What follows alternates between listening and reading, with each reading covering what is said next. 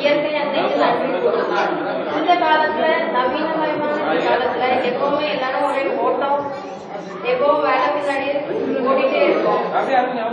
ஆனா பொங்கல் அப்படிங்கிறது எத்தனை நாள் கொண்டாடப்படுது, அதுல என்னென்ன பண்பாடு கலாச்சாரம் பின்பற்றப்படுது அப்படிங்கிறது இன்னைக்கு நம்ம எல்லாருக்குமே மறந்துருச்சு. அதை நமக்கு நினைவு கூற நம்ம கிராமத்துல இருந்து ஐயா திரு மாரிமுத்து அவர்கள் வந்து நமக்காக இங்க விளக்க போறாங்க. நான் அதை சொல்றேன், கொஞ்சம் சுருக்கமா சொல்றேன். கோயில் பண்டிகைங்கிறது வந்து தாய் வீட்டு சீதனம். அன்னைக்கு பிறந்த பொண்ணுங்களுக்கு எங்கெங்க நம்ம கல்யாணம் பண்ணி கொடுத்திருந்தாலும் எந்த ஊர்ல இருந்தாலும் அன்னைக்கு அவங்க வந்துடுவாங்க அவங்க வீட்டுக்கு, கல்யாணம் பண்ணி கொடுத்த வீட்டுக்கு.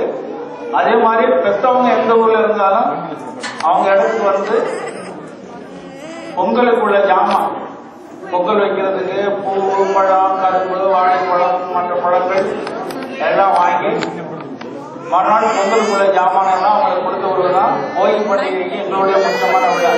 அதுக்கு வந்து நாங்கள் ஒரு 4 நாளைக்காவது அவங்களுக்கு ஜாமான் எல்லாம் வாங்கி சேகரம் பண்ணி ஒன்று பார்த்து பொண்ணுக்கு எந்த குறையும் இருக்கக்கூடாதுன்றதுக்காக அப்படி செய்வோம். அதே மாதிரி அவங்க அதை வாங்குறதுக்கும் எங்க இருந்தாலும் அப்பா வீட்டுல அம்மா வீட்டுல இருந்து வர்றதை வாங்குறதுக்காக அவங்க எங்க இருந்தாலும் அவங்க அந்த இடத்துக்கு வந்துடுவாங்க. அந்நிய நிகழ்ச்சி அவங்களுக்கு சீர் செய்யறது, அவங்களுக்கு சிறப்பு பண்றது தான். போயிருக்கவங்களுக்கு வந்து அவங்களுக்கு அதே மாதிரி விருந்தோம்பல் நல்ல மாதிரியை சமைச்சு சாப்பாடு போட்டு போயிருக்கவங்களுக்கு பணமோ புத்தாடியோ கொடுத்து அங்கிருந்து வர சொல்லுவாங்க.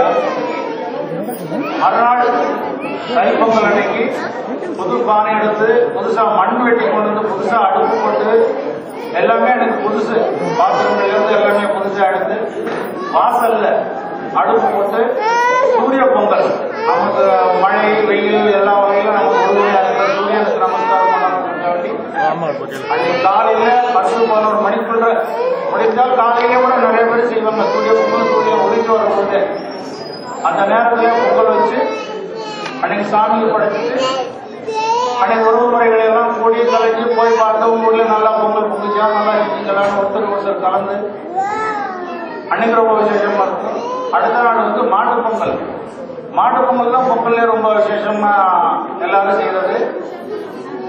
ஒவ்வொரு ஊரையும் எடுத்துக்கிட்டா ஒவ்வொரு பகுதியா இருக்கும். இப்ப எங்களுக்குள்ள வந்து 5 தெருவா இருக்காங்க. நாங்க ஒவ்வொரு தெருவுக்கும் ஒரு 200 வீடு கம்மி இல்லாம இருக்கும். அந்த 200 பேருமே ஒரு இடத்துல கூடி பொங்கல் போடுறது அன்னைக்கு ஒரு பெரிய விசேஷம். எவ்வளவு சண்டை ரொம்ப பிரச்சனைகளா இருந்தா கூட அன்னைக்கு எல்லாரும் ஒன்னா சேர்ந்து செய்யறது ஒரு கட்டுப்பாடு. காலையில மாட்டை கொண்டு குளிக்க வச்சு அதுக்கு கொம்பு சீவி வர்ணம் பூசி மாட்டை ஓடி சீச்சிட்டு மதியத்துக்கு மேல ஒவ்வொரு வீட்டுக்குமா போய் சத்தம் போட்டுருப்பாங்க. பொங்கலே பொங்கல் பொங்கலே பொங்கல் சத்தம் போட்டு போனா வீட்டுல இருக்க பெண்கள் எல்லாம் பொங்கல் வைக்கிறதுக்குள்ள ஜாமான் அரிசி பழம் தேங்காய் இந்த மாதிரி எல்லாம் எடுத்து வச்சிருப்பாங்க. அதை போய் ஒவ்வொரு வீட்லயா வசூல் பண்ணிட்டு தனித்தனியா பெருசு எடுத்துட்டு வருவாங்க. கொண்டு வந்து ஒவ்வொரு இடம், ஒவ்வொரு தெருவுக்கும் ஒரு இடம் பொங்கல் போடுறதுக்குன்னு ஒதுக்கி வச்சிருப்போம். அங்க கொண்டு வந்து தனியா அதுக்காக பாத்திரம் பண்ண ஜாமான் வாங்கி வச்சிருப்பாங்க. அங்க வச்சு ஆம்பளைங்களை எடுத்து பொங்கல் வச்சு வாழையில போட்டு படையல் மாதிரி எல்லாத்தையும் கொட்டி ஒன்னா கலந்து இதெல்லாம் முடிச்சது பிறகு மாடு பொங்கல் போடலாம், பொங்கல் ஆயிடுச்சுன்னு சொல்லி எல்லாம் சத்தம் போடுவாங்க. அது பிறகு எல்லாரும் மாட்டை பிடிச்சிட்டு அந்த இடத்துக்கு வரணும். இப்படி ஒரு சில பேர் மாடு பிடிச்சிட்டு வரல, ஏதாவது கோபம் பிரச்சனைகள் சொன்னா கூட உடனே அவங்க சொல்லி அப்பயே அதை போய் எல்லாரும் இருந்து பைசல் பண்ணி அந்த சம்பந்தப்பட்டவங்களையும் கொண்டு வந்து அவங்க மாட்டையும் கொண்டு வந்து எல்லாரும் ஒரு இடத்துல இருந்து ஒன்னா அந்த பொங்கல் கூறி முதல்ல பசுமாடுக்கு தான் கூறுவாங்க. அதுக்கு பிறகுதான் மற்ற மாடுகளுக்கு எல்லாம் கூறணும். ஆனா ஒரு மாட்டையும் ஒதுக்கக்கூடாது. எல்லா மாட்டையும் கூறி முடிச்சுட்டு எல்லாம் கூறியாச்சான்னு கேட்டுட்டு கூறியாச்சுன்னு சொன்னதுக்கு பிறகுதான் மாட்டை கலைப்பாங்க. தீபாவளி காமிச்சு மாட்டை கலைப்பாங்க.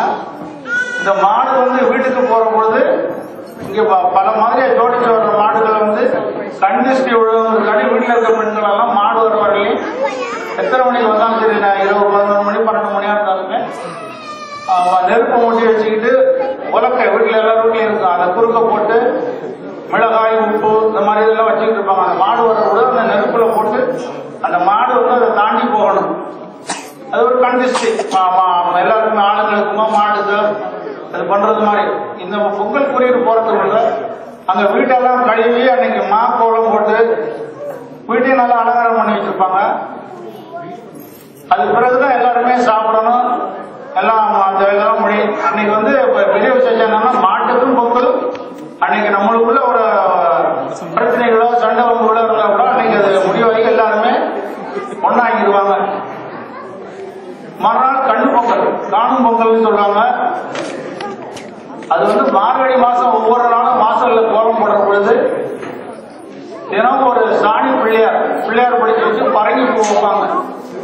அது அத்தனை பிள்ளையாரும் அத்தனையும் ஒவ்வொரு நாளும் சேர்த்து வச்சிருந்து காணும் பொங்கல் அன்னைக்கு பச்சரிசி பழம் தேங்காய் எடுத்துட்டு அந்த பிள்ளையாரையும் எடுத்துட்டு குளத்து கரைக்கு போய் அங்க வச்சு எல்லாரும் மகளிர் எல்லாம், அந்த ஆண்களுக்கு அனுமதி கிடையாது, அவங்க எல்லாம் கும்மி அடிச்சு பாட்டு பாடி சாமி கும்பிட்டுட்டு அந்த பிள்ளையாரை எல்லாம் கொண்டு தண்ணியில கரைச்சி விட்டு அங்க இருக்க அந்த அரிசி இதை வந்து மற்றவங்களுக்கு எல்லாம் குடிச்சிட்டு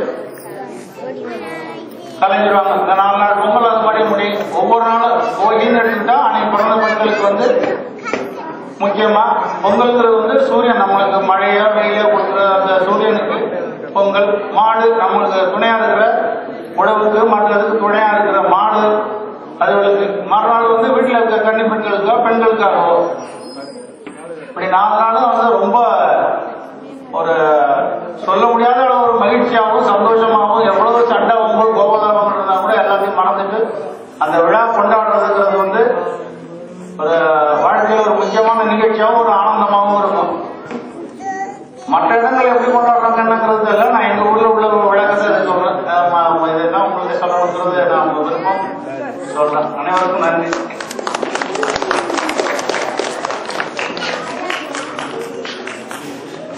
பொங்கல் வந்து எத்தனை நாள் கொண்டாடப்படுது, அதுல என்னென்ன நம்ம செய்யறோம் அப்படின்னு நம்ம தமிழர் கலாச்சாரத்தை இங்க வந்து தெளிவா விளக்குனார் திரு மாரிமுத்து ஐயாவுக்கு நன்றி.